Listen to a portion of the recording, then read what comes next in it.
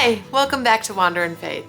You've made it this far and we're on episode 4. Now, we're going to try something new here and I'm going to start kind of a mini series. I've talked about being a woman of grace before and living in biblical femininity, but guess what? There's people who have lived out this example and they're right here in the Bible. So, today we're going to start breaking down each one of these women. Our woman of choice today is Esther, the queen who saved the Jews. I'm so excited to get into this, but please, let's open with some prayer and then we can have fun learning about her.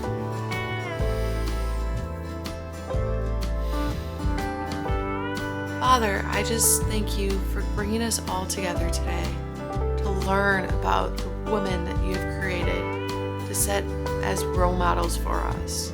Today, we learn about Esther, and I allow all of us to have open minds and open hearts to whatever truths you would like us to bring forward. We ask this in your name, Yahweh Elohim, in the name of your Son, Yeshua Messiah. Amen. So, Esther. It's a whole book in the Bible. How amazing is that? So to start, I just have a few excerpts, but you know what? I'm going to summarize this and then I will put all my biblical references down in the description so that way you can cross-check me and make sure I'm on track here. So to start, Esther was an orphan that was adopted by a family relative named Mordecai. Based off certain translations, sometimes Mordecai is called uncle, sometimes Mordecai is called cousin. In my translation of English Standard, he's the cousin. Now, this was during a time where a king was looking for a queen because the queen was renouncing her crown. The process of finding a queen in that day was being gathered into a harem and basically becoming like the king's concubine. I know, kind of a disturbing practice, but bear with me, it gets better. Esther was brought into such situation because Mordecai had some sort of tie to the king. It's not quite clear where his relation with the king was, but that comes into play a little bit later. So Esther was one of 7 other women that were brought to the king's favor. Now, the king was drawn by Esther's young feminine shape. I know, bear with me. Again, at that time, women were looked as objects, not as people, but Esther changes this, I promise. So he loves her young feminine figure as well as her beauty. Now,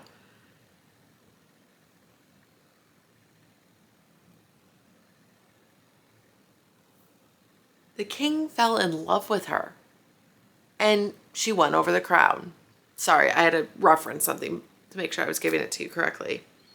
So here's how it gets really cool. Mordecai, like I said, had ties with the king and held some sort of high position. It's not exactly brought up how. Anyhow, he overheard some of the king's eunuchs talking about hashing it out with the king and off with his head. Well, he knew Esther had the ear of the king, being his queen. He told Esther of such plan, and from there, Esther told the king, and guess what? Those guys, they're history. They didn't even make it past a sentence in the Bible. That's how much history they made. So there was this right-hand man of the king named Haman. Now, Haman does not like the Jewish people. Not at all. No, sorry. So he starts setting up this plan to go against the king and starts talking about inflicting pain and suffering against the Jews. And once again, Mordecai hears of such plans and tells his relative Esther. And Esther, being so favored by the king, only has to say that she only asks if he favors her to help save them. And so I'm going to take this directly from the Bible so I don't mess up the wording on this. So please bear with me with translation. Like I said, English Standard. It's a tough one. One of these days I'm going to upgrade Bibles. I promise. So Esther chapter 5, verse 2 to begin with. And when the king saw Queen Esther standing in the court, she won favor in his sight, and he held out to Esther the golden scepter that is in his hand. Then Esther approached and touched the tip of the scepter. And the king said to her, "What is it, Queen Esther? What is your request? It shall be given to you, even if of half my kingdom." And Esther said, "If it please the king, let the king and Haman come to the feast that I have prepared for the king." Then the king said, "Bring Haman quickly, so that we may do as Esther asked." So that the king and Haman came to the feast that Esther had prepared. Now this feast is where Mordecai gets an honor, Esther is honor,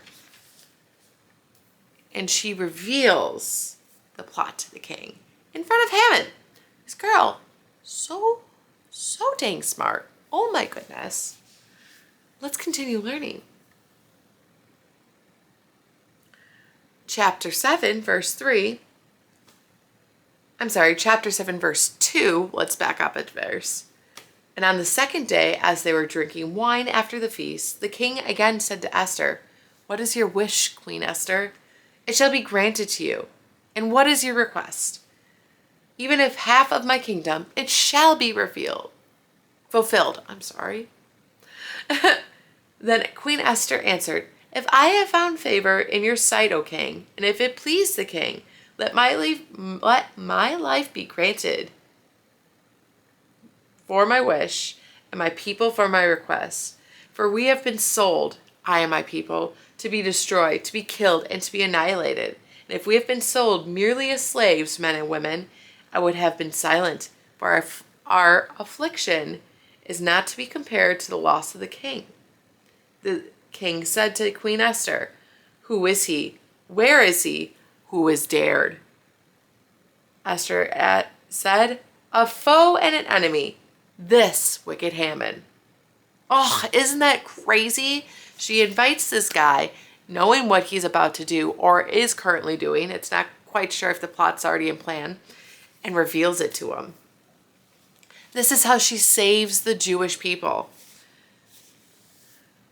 So the king seeks wrath against Haman, gives Queen Esther the house that he was living in, and I believe that's like an estate with land and servants and yada yada.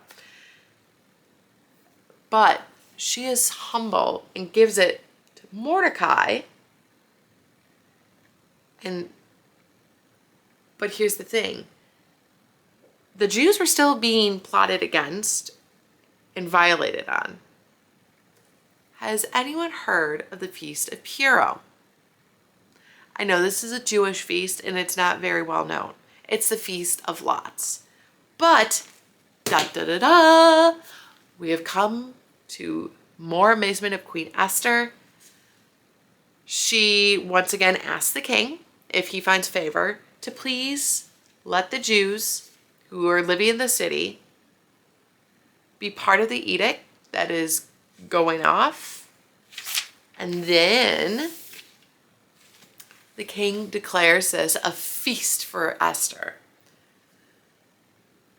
So chapter 9, verse 26. Therefore they call these days Purim, after the term pure. Therefore, because of all that was written, and of what they had faced in this matter, and of what had happened up to them, the Jews finally obligated themselves and their offspring, and all who joined them, that without fail they would keep these 2 days according to what is written, at the same time appointed every year. That these days should be remembered and kept throughout every generation, in every clan, province, and city, that the days of Purim should never fall into disuse among the Jews. Isn't that crazy? Just the voice of a woman has that much power. I know that was a bit rough, right? And like I said, I will link every single verse that I quoted today. But all we have to say is, if you find favor in me, can you help me? I can't believe it was just as simple as that to save an entire people. That is how powerful Esther is, and that's why she is such an incredible role model. She came from nothing because of being an orphan and then adopted to becoming a queen and seeking favor of the highest earthly authority at that time. And then just using her authority for good. Not for riches, not for fame, not for power, but she used it for good. She saved her people. If that's not inspiring to you, I don't know what to tell you, because that is so incredible to me. And that's someone I look up to. It shows that this woman knew her place as being second, but knew she had the ability to change things. And I wish I had mentioned this more in my femininity video, but women have the power. We just haven't been able to use it in the right way. And so, because of this, I say, please read the book of Esther. It's amazing. It's powerful. Honestly, it's all woman supporting women here, but in the best possible way. And this is a true hashtag girl boss. Honestly, it is. So I thank you once again for coming to this episode and learning with me. Next week, we're going to dive into yet another woman of the Bible. And I think this is going to be a fun little series. So again, I thank you from the bottom of my heart for watching these videos and growing with me and learning with me. And honestly, just hearing me out. There's a lot to be said. And sometimes the topic isn't always best executed, so I apologize. I'm human. I'm trying my best.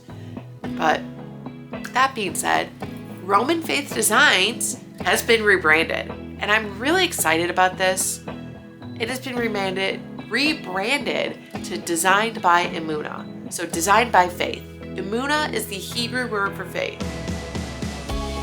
Something that Sam does in his videos that I do ever so often is he uses a lot of Hebrew names and Hebrew phrases and Hebrew words. Like I say, Yahweh Elohim, God the Creator, and Yeshua Messiah, Jesus the Messiah. So with that, Emunah means faith, and like everything that we're doing, he is Roman faith, I have Wander in faith. The channel's called Together in Faith. Why not play up on that? So there's actually some brand new designs out that I'm super proud of. These are probably some of my favorites. And you might hear that from me more and more that I keep designing, but I honestly feel inspired. And I feel like Designed by Emunah is the perfect name for our merch brand. And I truly ask you to go look. And if you see something for yourself, go ahead and purchase. If you see something as a gift, go for it. If not, please spread the word about it, because that site is going to be what helps keep this going. Because, we're still starting out. There's still equipment needed and whatnot. It will be granted at the end of the day by however Yahweh sees us fit to get it. But it's not bad to promote. Oh wait, that is awesome. Anyways, have a great night. I cannot wait to share the next woman with you. And please, please, wander in faith. Read the book of Esther. All right. Bye, y'all.